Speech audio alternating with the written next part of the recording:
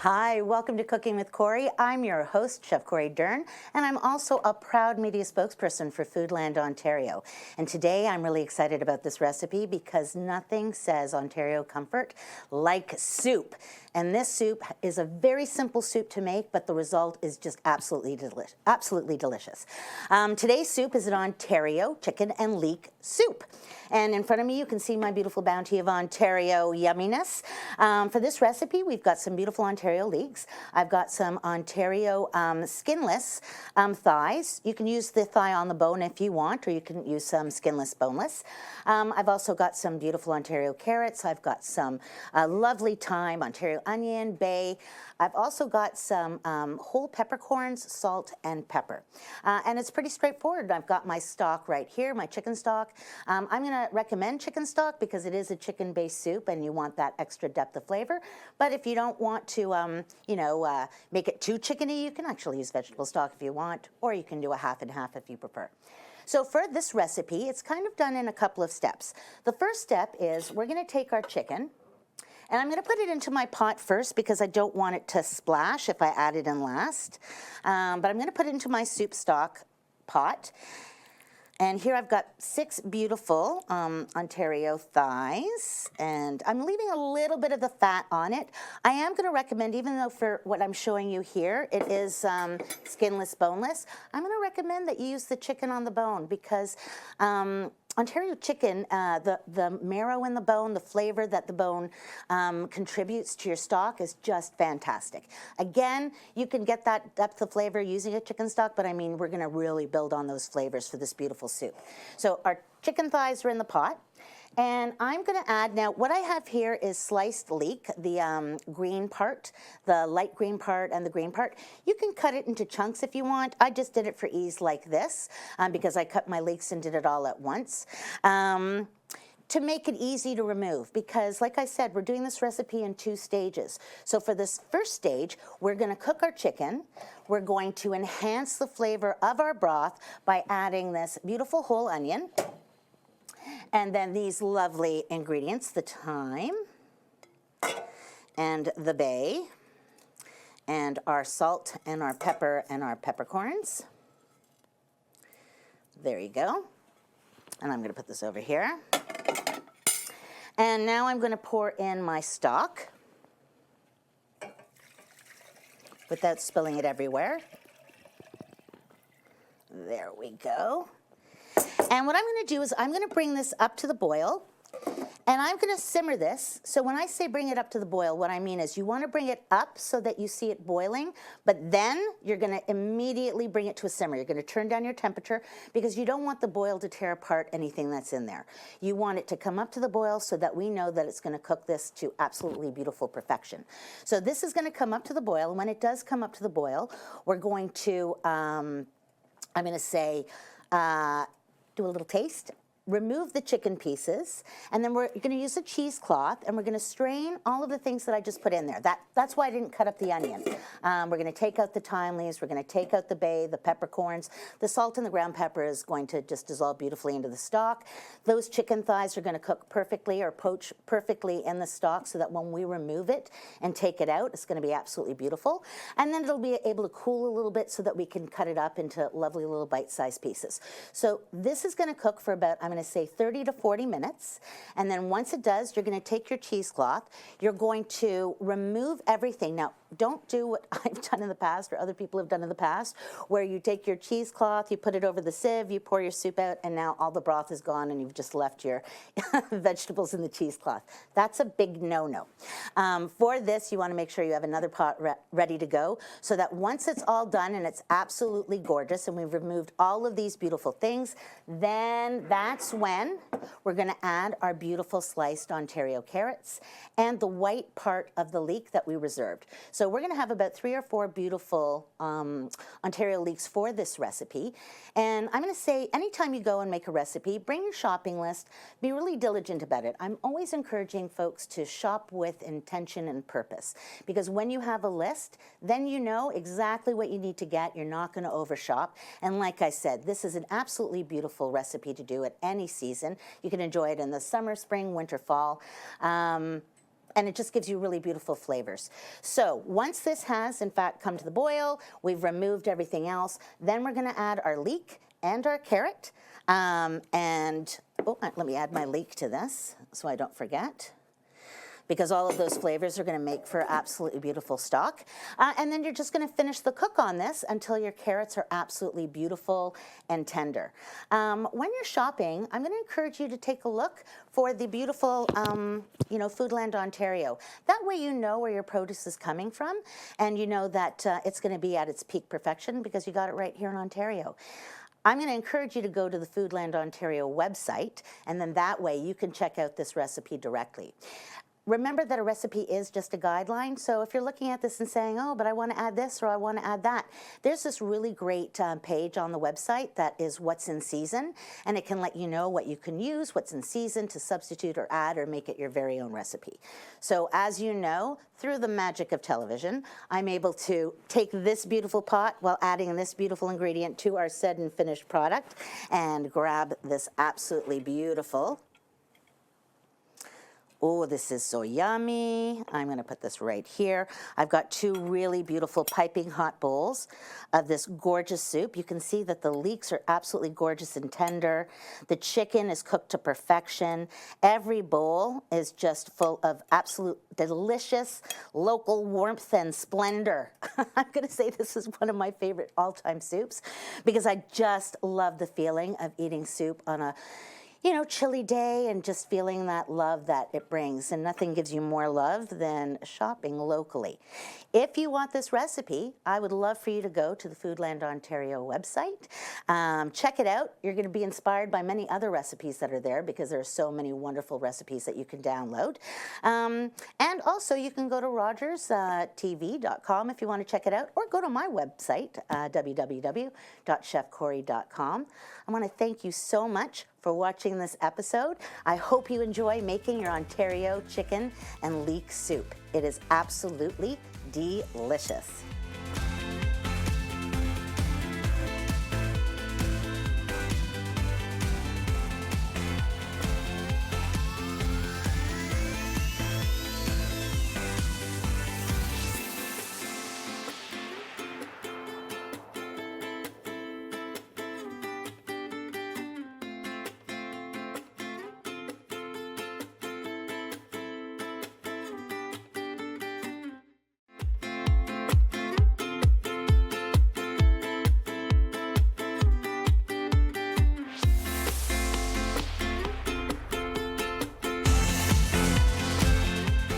Welcome to Cooking with Cori. I'm your host, Chef Cori Dern, and I'm also a very proud media spokesperson for Foodland Ontario.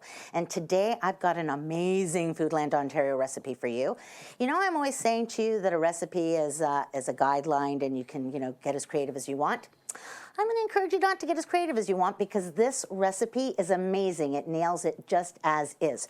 We are making some amazing onion dip pinwheels. And boy, oh boy, is it flavorful like you've never felt that flavor before. The cheesy onion dip pinwheel contains cheese, of course. You can't have a cheesy onion dip pinwheel without cheese. We also have some cream cheese that is at room temperature, softened to make this a lot easier to mix up. I've got some beautiful sour cream. And then for my spices, I've got onion powder, salt, and pepper, just to kind of boost that oniony flavor. For additional oniony goodness, I've got an Ontario leek, which I have quartered and thinly sliced the white part of the leek. I also have a lovely Ontario onion, and for that one, because I know you folksy woksies at home love to see me cutting onions, I'm going to show you how I'm going to do this. So for this recipe, it requires one Ontario onion thinly sliced, like I said, the white part of an Ontario leek, which you're going to quarter and thinly slice as well.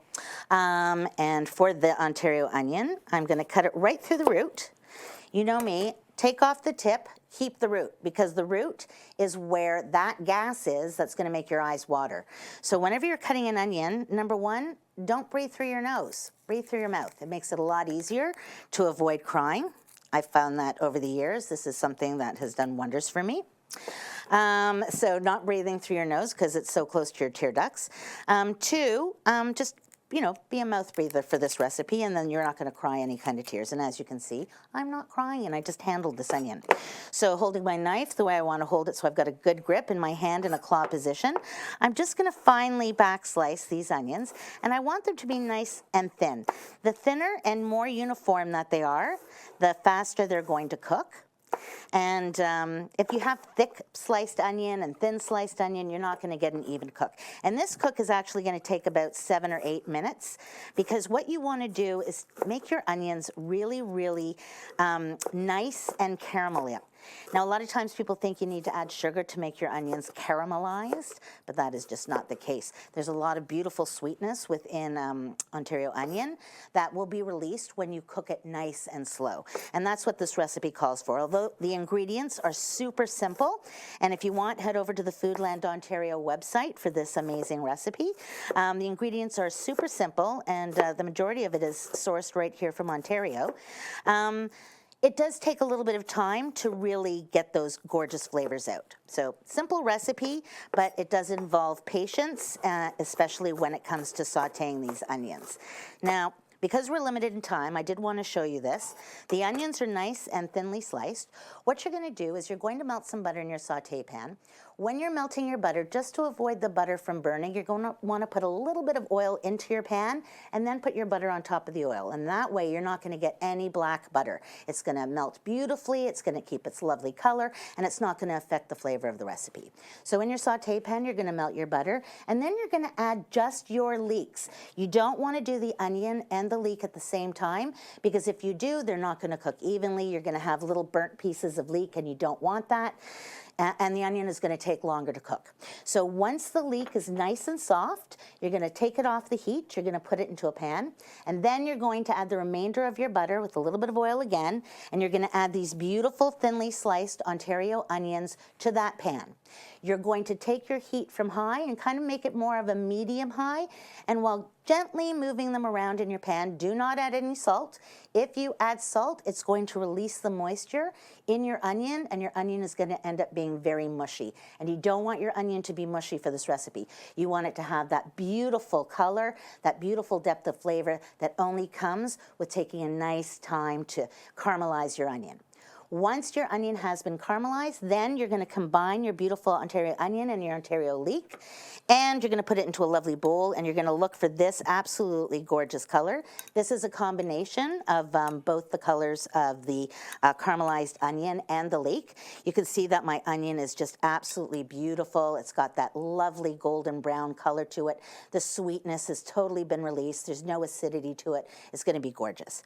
So to this, I'm now going to add all of the rest of my ingredients. Let me just get this onion out of the way and put it right here. And I'm going to do it in this bowl so you can see it. So I'm adding my onion and my leek, which I have caramelized, and it is beautiful. And now I'm going to add my softened cream cheese and my sour cream. I liked using the full fat sour cream because I really feel like this recipe would love that. Some beautiful shredded mozzarella cheese, and my onion powder and salt and pepper. And to this, I'm going to mush it all up and get it nice and purdy. And then once it's all gorgeous, because I know that you just love watching me mix things on TV. It makes you so happy. I had the choice, mix this on TV or to show you how to properly cut and cook an onion, and I chose the properly cooking the onion. So once this is all mixed up and ready to go, and you find it's a little stiff, you can just put it into the microwave for about 30 seconds, and it'll soften it right up. I'm going to now add my gorgeous pastry, which I've just rolled out. And you want it to be rectangular, so it looks like this. And then you're going to take your beautiful mixture and you're going to spread it all over this from edge to edge so that it's completely covered.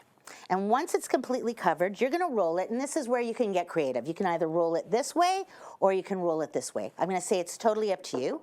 But in the end, after doing that, you will end up with, and you're going to want to flour your board. I'm just going to tell you that. You're going to end up with a lovely log just like this. And you're going to cut it into, oh, where's my knife? Here it is. You can use string or wire to make it easier, but you're going to cut it into pieces about this big, each one. Again, totally up to you with how big or thick you want it to be. You're going to put it on a parchment baking sheet, and you're going to cook it for about 15, depending on your oven, 15 minutes, 14 minutes, until it puffs up and it's absolutely beautiful and golden. And you're just going to shape them so that they look really pretty on your pan. And these look really great, as is. And then you know me, through the magic of television, after it's baked and it's all gorgeous, here we have our beautiful, cheesy pinwheel puffs. They're delicious. Thank you so much for watching. Check out Foodland Ontario for this recipe. See you next time.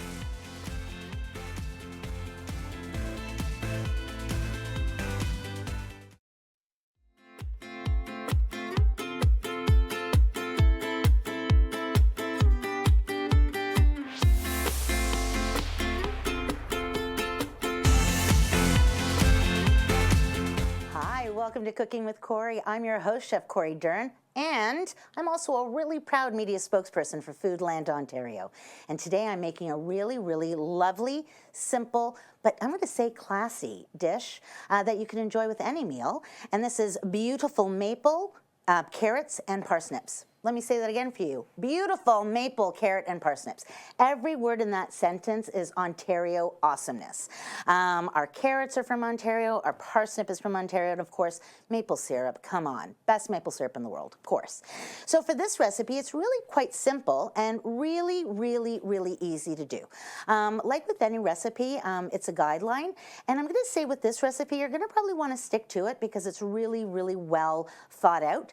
Where you're gonna wanna get creative is in the way that you're going to cut your carrot and the way you're going to cut your parsnip. This recipe includes butter, candied ginger. How can you not love candied ginger? Some absolutely gorgeous parsley, Ontario parsley, and then Ontario maple syrup. I'm going to encourage you to go to the Foodland Ontario website. That's where you're going to get the quantities of this amazing recipe, and that's foodlandontario.ca. So for this recipe, and hold on to your seats because this is going to like take some time.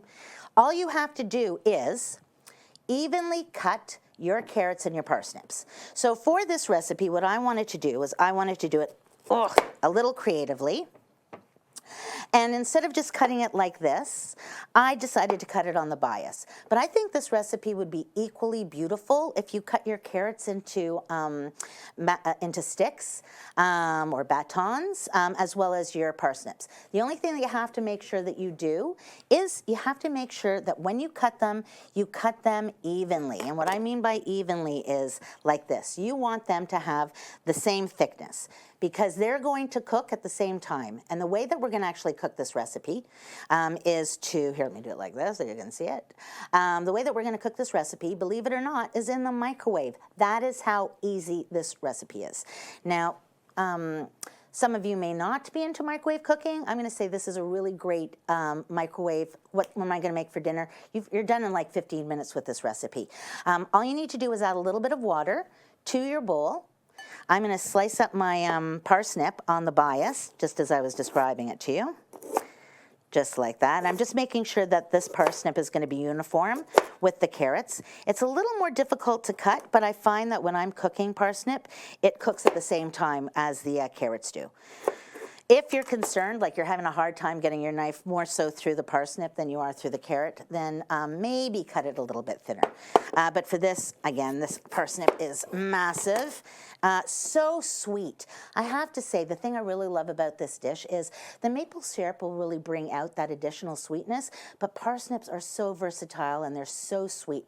You can enjoy them raw as well as cooked. So if you like a little bit of crunch to this dish, then don't keep it in the microwave for more than, let's say, 7 minutes. If you like your vegetables to be a little bit more tender, then, keep them in the microwave for maybe 10 minutes. When you put it into the microwave with the water, though, at the 5-minute mark, I want you to take it out and I want you to give it a little mix and then put it in for another 5 or 3 minutes, totally up to you, so that when you take it out, they've all cooked nice and even. If there's any water left in your bowl, I want you to take that water out. That water's not going to add anything to your recipe. But you know what is going to add to your recipe? The butter.